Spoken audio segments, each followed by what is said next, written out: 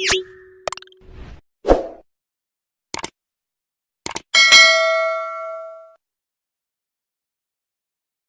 surah 20 ayat ke-14. Masih ingat? Nama Allah yang pertama maknanya apa? Yang paling berhak dipertuhankan. Yang kedua? Yang lebih berhak disembah. Sekarang lihat. Innani anallahu.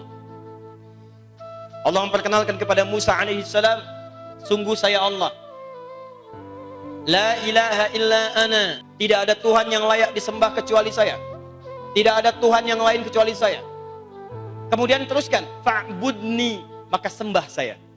Yang pertama menegaskan sifat ketuhanan, yang kedua menegaskan sifat penyembahan kita kepadanya. Yang paling menarik ketika diminta menyembah Allah, kita bertanya bagaimana caranya. Kata Allah, wa aqimis shalat li dzikri.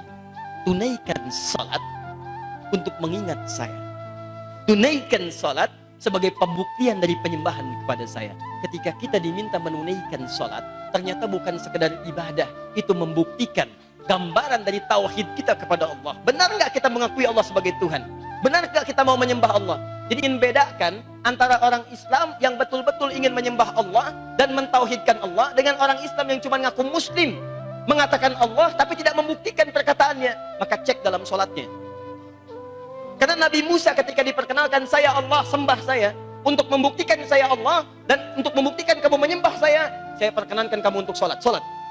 Kalau kamu sholat berarti kamu mengakui saya sebagai Allah. Kalau kamu sholat berarti kamu menyembah saya. Tapi kalau ada orang mengaku Allah Tuhannya tidak mau sholat, ada yang salah dengan pengakuannya. Karena itu sholat itu kemudian diabadikan sampai akhir umat kehidupan manusia. Silahkan cek. Tadi Nabi Musa sholat, Nabi Isa sholat. Ibu buka Quran surah Maryam, surah 19 dari ayat 31 sampai dengan 33. Buka Quran surah 19 Maryam ayat 55. Nabi Ismail sholat, memerintahkan keluarganya untuk sholat. Wa kana ya'muru ahlahu bis sholat.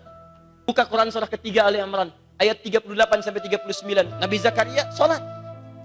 Kalau urutkan bukan hanya di syariat Nabi Muhammad SAW. Saking pentingnya sholat sebagai pembuktian penyembahan pada Allah dan menuhankan Allah, ikhlas dalam menuhankan Allah, maka semua hamba yang pernah hadir dalam kehidupan di bumi semua sholat.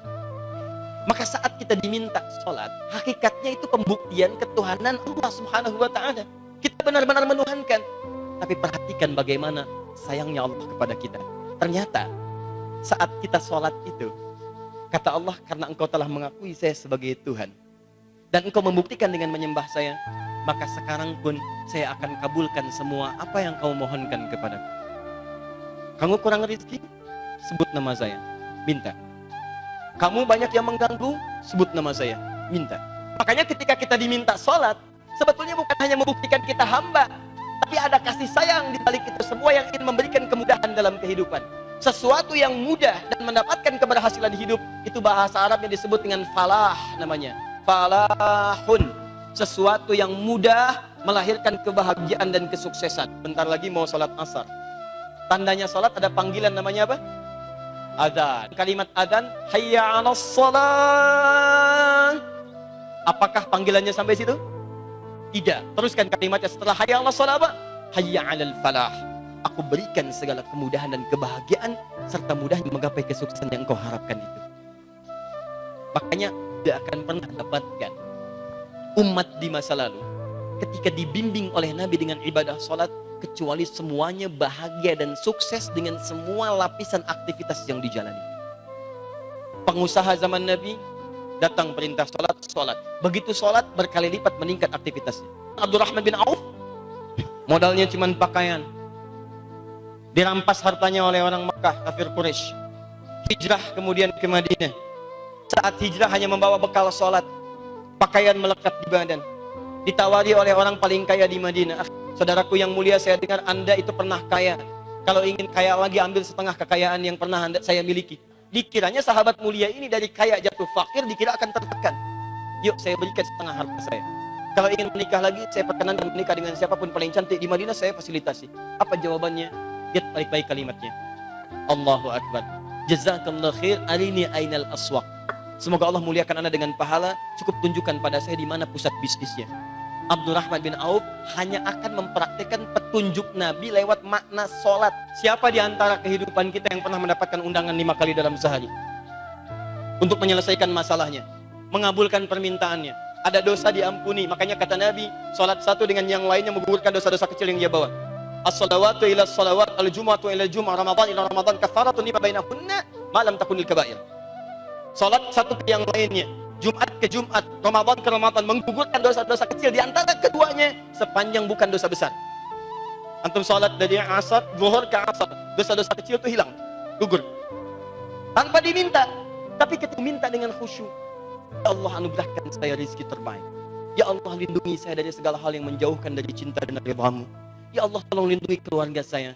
Ya Allah, tolong lindungi anak saya. Ya Allah, jauhkan saya dari dosa-dosa yang pernah saya kerjakan. Saya mengakui, ya Allah, saya banyak dosa. Saya ngaku.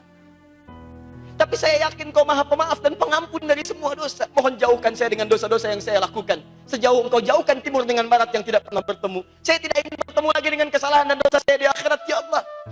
Pada saat Engkau tampakkan semua kekurangan walaupun itu kecil nilainya.